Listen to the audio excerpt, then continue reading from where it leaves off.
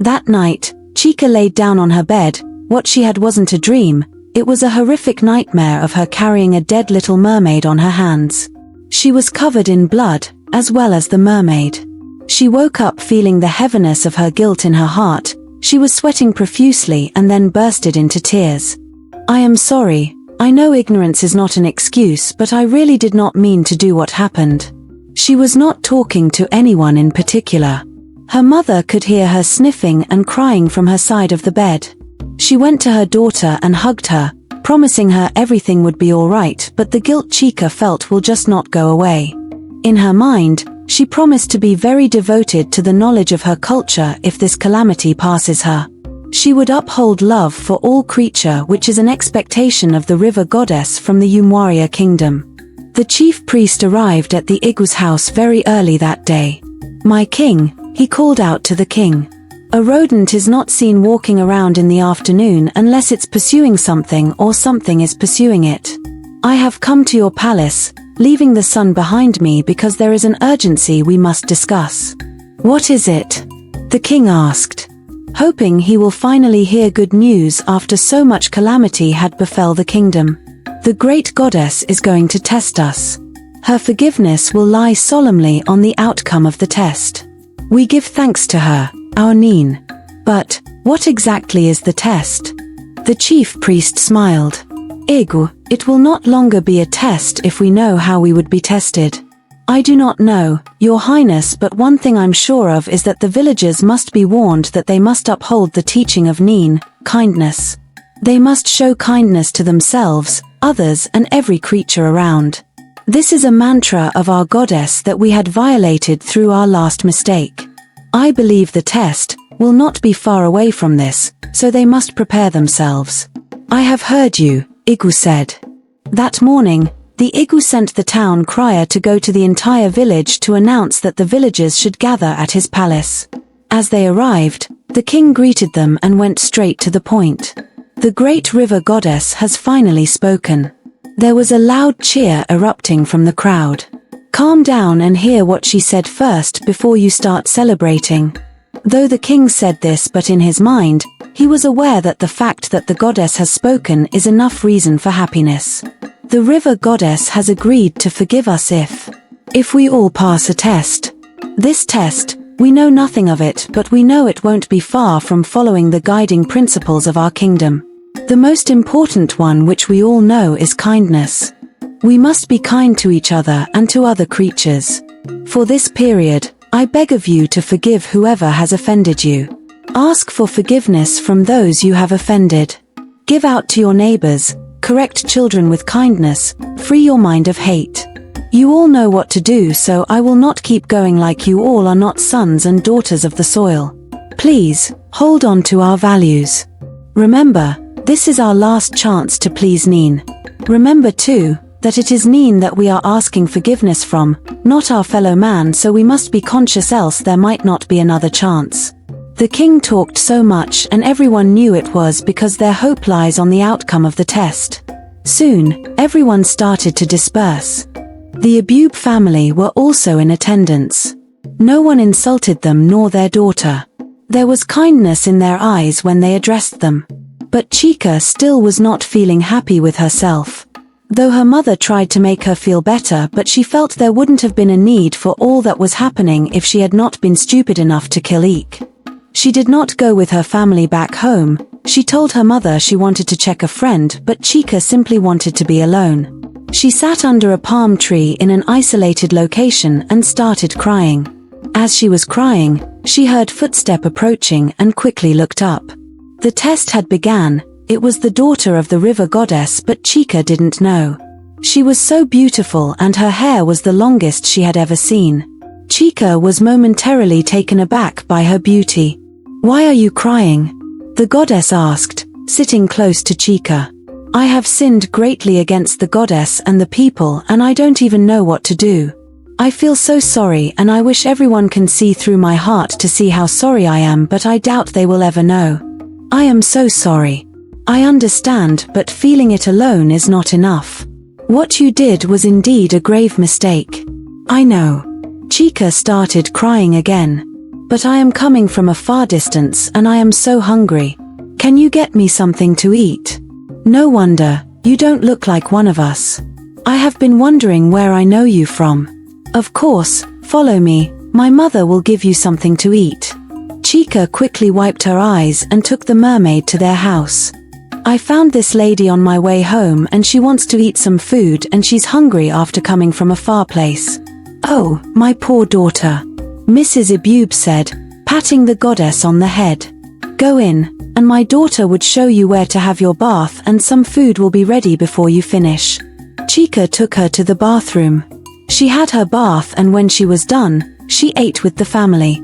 And then she continued her journey. Chica saw her off and before she turned back, she said, I don't have a sister. The little time we spent together has been so awesome. I wish you would come back to visit and stay for some days. The goddess daughter smiled. I will come back if the goddess will it. Take good care of yourself and don't forget to always be kind. The next day, Obinna, the village hunter, went to the bush to hunt. He walked and walked but could not get any animal to kill. However, he finally saw a deer. Obinna was about to shoot the deer when he discovered that it was pregnant. He quickly held back. Though Obinna did not eventually kill any deer, he went home with 2 rabbits and a squirrel. The test was still in progress when the first miracle happened. The people of Umuahia experienced rainfall after waiting endlessly for it. There was joy everywhere. Children came out to play in the rain, people brought out bowls to collect water and farmers waited patiently for the next day so they can go to the farm. The evening of that day, the king held a meeting in his house with his chiefs. Chiefs of Umuahia, I greet you. Ig, they saluted him. We must confine to teach our household the do's and don'ts of our land. It is obvious that Neen is becoming lenient with us. This shows we are doing something right and we must continue on that path. Ig, they said again as a sign that they have heard him. One day, the daughter of the goddess was in the market when something unusual happened. Akpai Kingdom is a neighboring kingdom of Umuahia. They are very wicked people. Because Umuahia is a peaceful land, they usually try their patience in ways that they wouldn't have tolerated if they were the one. Some people from Akpai Kingdom had come to Umuahia to buy things. One of them saw the daughter of the river goddess and decided to tease her. She was interacting with a fruit seller when he came to her. Beautiful maiden, it is a shame that you are from Umuahia where men are very weak in an excuse that they are being kind. Akpai has the best men that protect their women with their might. If you are lucky, I will take you as a concubine. That will be an honor, am I right? The goddess daughter had been ignoring him all this while. She was fuming in her mind but was trying to keep calm. How dare he talk to her like that? She said to herself. Meanwhile, one of the men was disturbing a trader opposite where the mermaid was standing. Give me these tubers for free and I will buy the remaining ones, he said, pointing at 5 tubers of yam. I am sorry but such arrangement is really bad for business. I can't do that. I mean the tubers of yam, not your cunt. Of course I won't have those for free. He laughed and the rest of the men started laughing too. The mermaid intercepted. Why are you being disrespectful to a woman old enough to be your elder sister? The man looked at the mermaid and said, Small girl, who called you here? Or would you rather I have you instead of her? They laughed again. The one that was teasing the mermaid before now, cut in. No, leave that one for me. Since we are in the market, I am pricing her to be my concubine. The goddess will strike you dead if you don't watch your mouth. Then I should feel your buttocks to see what the goddess would do then. They laughed again and then he made to slap her buttocks. But there was instant lightning. The sky suddenly went dark and the lightning came down, striking the man's hand. It began to fold the hands backward. The man shouted from so much pain and horror as his hand began to fold backward. The mermaid had a smirk on her face. The goddess of Umuahia is not powerless after all. I have an advice for you. You shouldn't dare her ever again, she said. Uche, Ibube's son, had seen the men teasing market women and then the beautiful girl that had came to their house. He was already going to intervene when the lightning struck. He too had to take cover, but he quickly ran to the girl when everywhere was clear again. "Come with me," he said, and he took the girl's hand and took her out of the market. "I am sorry you had to go through that," he said to her when they were out of the market. "Why are those men so mean?" she asked him. "They know we are peaceful, so they constantly try to test our patience. I would have lost it today because you and a woman were involved, but I had to control myself because we cannot afford to anger the goddess this time again." "Oh, I see," she said. "Well, thanks to the goddess for intervening," the mermaid said and smiled. She was about to bid Uche farewell when he said, "You are the most beautiful girl I've ever seen, and I will ask you to marry me when everything is clear and our village is back to normal." "You don't even know me," the mermaid said, smiling. "Well, I know you are very beautiful, and I will get to know other things soon." They smiled at each other, and the mermaid walked away. Uche stood there, watching her leave before he walked away too. The mermaid needed to speak to her mother, so she went to the riverbank. She looked at her sides, and when she was sure no one was watching, she went into the river. She turned into a mermaid immediately when the river water touched her feet. In the water, the mermaid told her mother all her experiences. Though her mission is not complete, she wanted to be in her home. "Mother, I think it is unfair to your people to tolerate that kind of bullying from Akpai village. Imagined what would have happened to me if you had not intervened. I forbid anyone harming you. It is not possible. Well, a man must be defined by something, and my people will be known for their kindness. I hear and understand your plight, but soon the neighboring villages will know that my refusal to let my people fight doesn't mean weakness. Mother, I await what you will do to those who maltreat your people." The other little mermaid was happy to have her sister back, though she knew her sister would have to go back soon.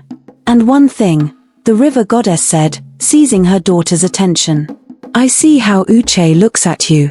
He might not know who you are, but you do know, so you must be careful to not let any emotion heighten between you two." "Yes, Queen Mother," the young mermaid said. She left the next day. By the time she returned to the village, news of how Nin intervened in Akpai's men's wickedness was everywhere. The mermaid was passing through the village square when some women were discussing the incident. "Nin is a true goddess. I and my household will serve her all the days of our lives. She is a mother that will never turn her back on her children." "Yes, oh, my sister. She never will." The other woman agreed. "I believe this little warning will tell Akpai villagers that our goddess does not take us for play, and they will finally leave us alone," the third one said. "Well, now that you mention it, I must confess that I've been thinking about it. I really hope Akpai people will not decide to retaliate.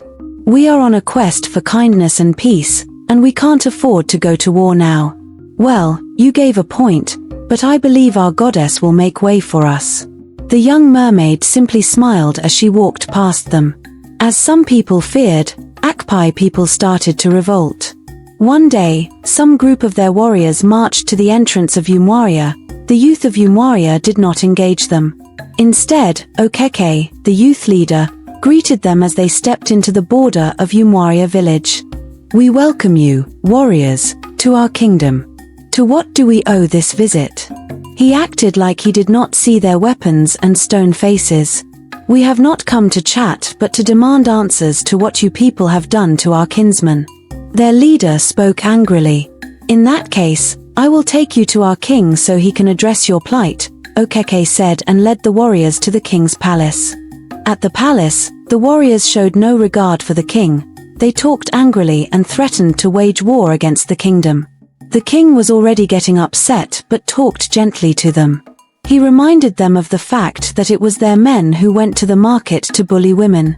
"We didn't say anything to them even as they did that. It was our goddess who reprimanded them, so if you want to fight, you will have to find your way to her abode in the river," the king said. "You are mocking us," one of the warriors said. The king of Umuahia said nothing. Their leader began to challenge the king, staring at him in the eyes and daring him to say something provocative.